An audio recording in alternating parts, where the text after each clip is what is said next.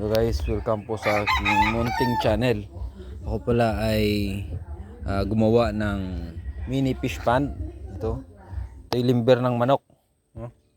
And then umorder ako sa Lazada ng plastic. Ito guys, makapal itong plastic na to, matibay ito, napakakunat, no?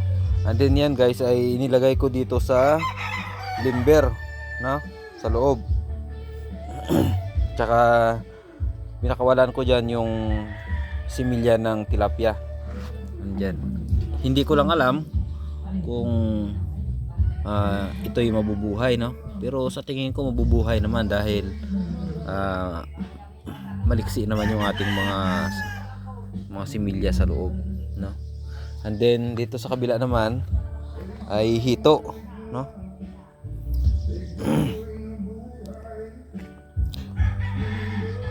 Yung hito natin meron tayong nakikitang patay, no? Sa napapansin ko, yung mga hito pala ay naglalaban sa ilalim ng tubig, no? Nakikita ko diyan, nag-aaway sila. Kaya namamatay. And then, yun, no? Pinupuntahan. Kinakain nila yung sariling yung mga kasamaan nila. Kaya may namamatay diyan sa ating mga hito. And then dito naman sa tilapia, kapag inilagay nyo sa drum, yan ay mabilis dumumi yung tubig. At palagi na lang may namamatay. Pero nung nilipat ko sila dito sa limber na yan, no? Maliliksi sila at saka walang patay. Yan. And then dito maghahagis-hagis na kayo ng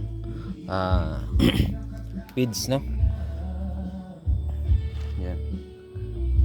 Ang kaya nilang kainin yung powder na primas. So titingnan natin kung talaga bang mabubuhay itong ating mga alagang isda. Itong tilapia, umorder ako, bali 300 pieces ito. So dahil marami na ring namatay doon sa drum, dahil drum yung nilagyan ko mabilis dumumi. So yan, bawas na yan. And then itong hito naman, 100 pieces lang ito ang in-order ko. Try ko lang ito. Pero may namamatay din. Yan, tino. Kasi nag-aaway sila So bahala na sila kung kung mabubuhay sila o hindi. Pero kung sakali man na lumaki na sila, kailangan natin ilipat itong na to. Kailangan medyo malaki-laki para nang sa ganun ay hindi sila siksikan. Kung may nakikita kayo diyan sa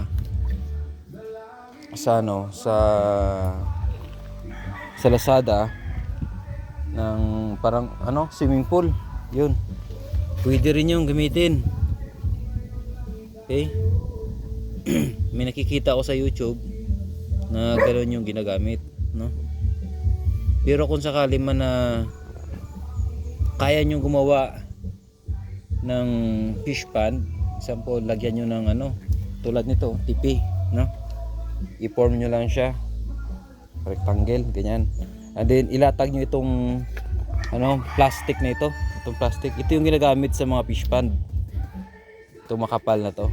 So kung sakali man na magawa nyo yon, mas maganda, no? Hindi magbabawas yung tubig nyo dahil meron siyang plastic. Hindi katulad doon sa mga earth pond na kapag mainit yung panahon, nauubos yung tubig. So ito guys, i-try nyo lang, no? Kung sakali man na mag-click ito, ay dadagdagan natin. Okay? So abang kayo guys, ha? At please subscribe na lang guys sa ating munting channel. Okay? Thank you.